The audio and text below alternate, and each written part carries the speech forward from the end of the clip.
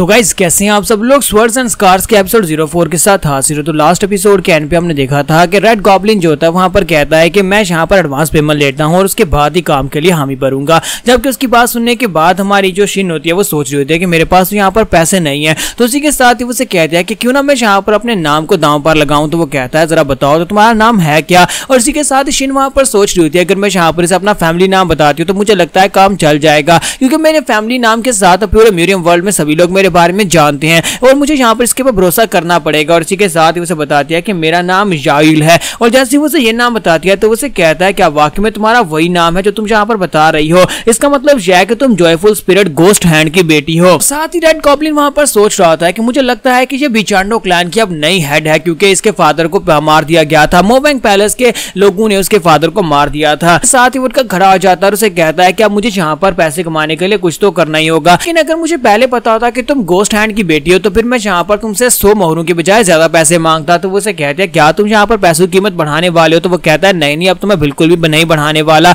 हमारी जो डील हुई है वो 100 कॉइन्स के ऊपर हुई है और मैं अगर यहाँ पर तुमसे ज्यादा मांगूंगा तो फिर तो मेरा नाम खराब हो जाएगा। तो इसी के साथ ही वो उसे कहती है तो फिर इस बात का क्या मतलब है। तो वो कहता है कि इस बात का मतलब यह है कि पूरे 1 महीने के लिए मैं यहाँ पर तुम्हें एस्कॉर्ट देने वाला हूँ और तुम्हें पैसे जो है वो बाद में पे करने होंगे, यानी कि पूरे 100 कॉइन्स तुम्हें मुझे देने हैं। अब बताओ कि हम लोग कहां पर से जाने वाले हैं। और इसी के साथ ही वो उसे कहते हैं कि हम लोग यहाँ पर से आगे गांव नेक्सजंग की तरफ जा रहे हैं। तो रेड गॉब्लिन आगे चलना स्टार्ट करता है और उसे कहता है तो फिर ठीक है हमारा कॉन्ट्रैक्ट अभी और यहीं पर से स्टार्ट होता है। अब रास्ते में अगर कोई भी मुसीबत आती है तो सबसे पहले उसे मुझसे फेस करना पड़ेगा, उसी के बाद वो तुम्हारे तक पहुंच पाएगी। और इसी के साथ ही वो लोग वहां पर से चलते हुए आगे की तरफ बढ़ना स्टार्ट करते हैं। तो जैसे ही रेड गॉब्लिन जो होता है सांगू के पास पहुंचता है तो सांगू कहता है कि इसका कद तो देखो ये कितना ज्यादा लंबा है। तो वो उसे कहता है क्या बच्चे अब तुम्हें मेरे कद के साथ क्या प्रॉब्लम है, क्योंकि मेरा कद इतना लंबा है। तो वो उसे कहता है कि नहीं मुझे कोई प्रॉब्लम नहीं है, मैं तो बस यहाँ पर देख रहा हूँ तुम काफी ज्यादा हॉट लग रही हो और साथ ही ऊपर से यहाँ पर इतनी गर्मी में तुमने ब्लैक कलर के कपड़े पहने हुए हैं और साथ ही तुमने यहाँ पर रेड कलर की केप भी पहनी हुई है, क्या तुम्हें गर्मी नहीं लग रही। तो वो उसे कहता है कि अपने काम से काम रखो, तुम यहाँ पर मेरी तरफ से इस तरह से बात कैसे कर सकते हो जबकि तुमने मुझे कपड़े खरीद कर नहीं देने।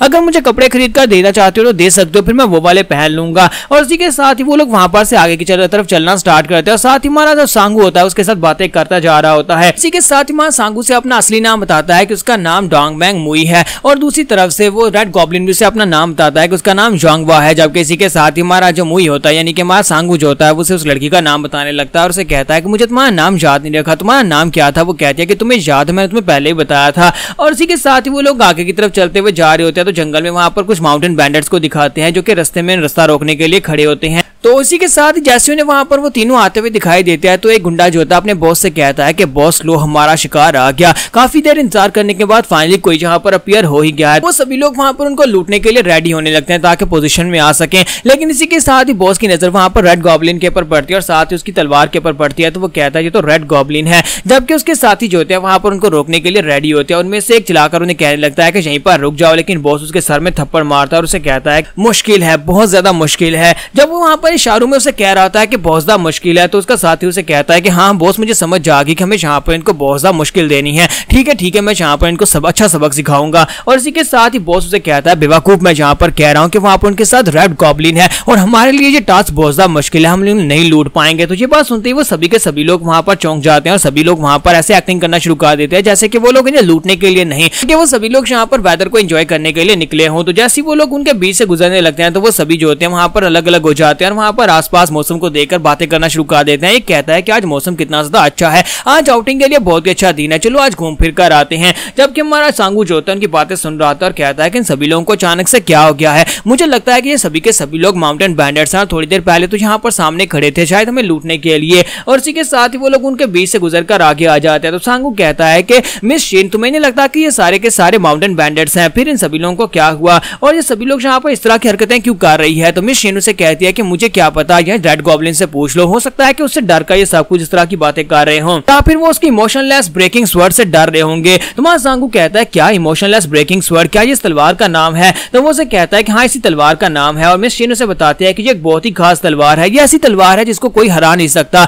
और ये बहुत ही पावरफुल तलवार है, अपने ओपोनेंट को बड़ी आसानी से काट देती है। तो बातें करते करते ये लोग वहां पर से गांव में पहुंच जाते हैं और उस गांव में पहुंचने के बाद वहां पर दिखाते हैं कि रेड गॉब्लिन वहां पर उन लोगों की तरफ देख रहा होता है जिन लोगों ने उसके पैसे देने होते हैं। तो वो कहता है कि यहाँ पर ऐसे लोग मुझसे नहीं छुप सकते जिन्होंने मेरे पैसे देने हैं। तो एक लड़की वहां पर से भागकर जा रही होती है तो वो उसके पास से पैसे ले आता है। और इसी के साथ ही नेक्स्ट सीन जो होता है हमें होटल रूम का दिखाया जाता जाता है जहाँ पर हमारी जो शिन होती है वो उनके लिए कपड़े खरीद कर लाती है और कहती है कि ये कपड़े मैं तुम्हारे लिए खरीद कर लाई हूँ। वो हमारे सांगू के लिए कपड़े लेकर आती है और उसे कहते हैं कि तुम्हें यहाँ पर कपड़ों को चेंज कर लेना चाहिए, खाना खाने के बाद हम लोग कपड़े चेंज कर लेंगे। जबकि रेड गॉब्लिन उसे कहता है कि मेरे कपड़े कहाँ पर है, तुम मेरे लिए तो कपड़े लेकर ही नहीं आई। तो वो उसे कहती है क्योंकि तुम्हारे पास बहुत सारा पैसा है, तुम खुद यहाँ पर अपने लिए अपने कपड़े खरीद सकते हो। तो रेड गॉब्लिन उसे कहता है नहीं, मेरे पास तो खाना खाने के भी पैसे नहीं है। जब किसी के साथ ही वो पैसों की थैली निकालती है और उसे कहते हैं तो फिर ये क्या है, ये मुझे तुम्हारे पास से मिले थे, ये सारे के सारे पैसे तुम्हारे ही हैं, मैंने इनमें से कुछ उधार ले लिए जिनके साथ मैंने यहाँ पर सांगू के लिए कपड़े खरीद लिए हैं, और ये सारे के सारे पैसे जो है वो 100 कॉइन्स में ऐड कर लेना, मैं तुम्हें जब तुम्हें सारे पैसे दूंगी तब उसमें ऐड कर लेना।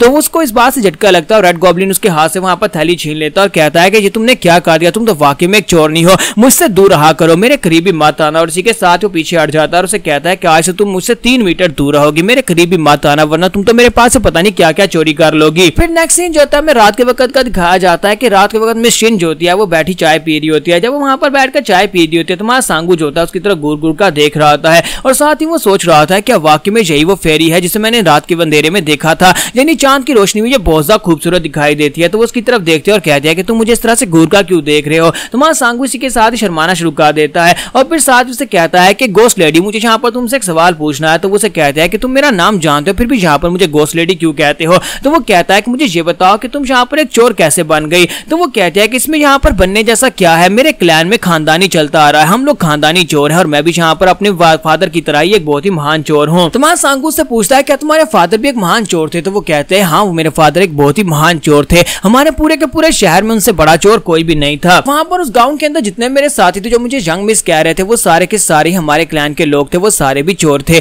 तो हमारा सांगू से कहता है कि क्या चोरों को भी यहाँ पर मार्शल आर्ट सीखनी पड़ती है। तो वो कहती है कि हाँ, यहाँ पर चोरों को मार्शल आर्ट सीखना पड़ती है, तो क्या तुम भी सीखना चाहते हो। तो वो कहता है हाँ, मैं भी सीखना चाहता हूँ। तो वो उसे कहती है यहाँ पर आओ, मैं तुम्हें एक मार्शल आर्ट ट्रिक दिखाती हूँ। और इसी के साथ मिस शिन उसके सामने टेबल पर एक पानी का कप पड़ा होता है, तो वो उसके अंदर अपनी उंगली डुबोती है और उसे कहती है कि अब यहाँ पर ध्यान से देखना। तो हमारा सांगू होता है उसकी उंगली के ऊपर लगे हुए पानी की तरफ देख रहा था। जब उसे घूर कर देख रहा था इसी के साथ ही पानी के छींटे जो होते हैं उसके मुंह पे पड़ते हैं। तो वो उसे कहती है क्या तुम्हें समझ आई मैंने यहाँ पर क्या किया। तो वो कहता है नहीं, मुझे कुछ समझ नहीं आई। तो वो उसे कहते हैं सर आपने गाल को टच करो। तो वो अपने गाल को टच करता है तो पानी का छींटा उसके गाल के ऊपर पड़ा होता है और उसे कुछ दिखाई भी नहीं देता कि कब उसने अपने हाथ को हिलाया। तो वो उसे कहते हैं कि स्पेशल टेक्निक को गोस्ट हैंड टेक्निक कहते हैं, मेरे फादर का निकनेम भी गोस्ट हैंड था। सांगू से कहता है क्या तुम दोबारा इस टेक्निक को परफॉर्म करोगी। तो वो कहती है हाँ क्यों नहीं। और इसी के साथ वो फिर से पानी के अंदर उंगली डुबोती है और उसे कहते हैं कि आप जहाँ पर घूर कर देखना, तुम्हें गौर से देखो, शायद तुम्हें जहाँ पर पता चल जाए इस टेक्निक को कैसे परफॉर्म करते हैं। और इसी के साथ ही वो जहाँ पर घूर घूर कर देख रहा होता है लेकिन उसका पानी जो होता है उंगली के ऊपर लगा होता है वो ड्रॉप जो होता है उसकी लेफ्ट चीक के ऊपर जाकर पड़ता है। तो इस बात से वो और भी हैरान हो जाता है और कहता है कि मुझे नहीं लगता कि मैं यहाँ पर इस टेक्निक को परफॉर्म कर पाऊंगा।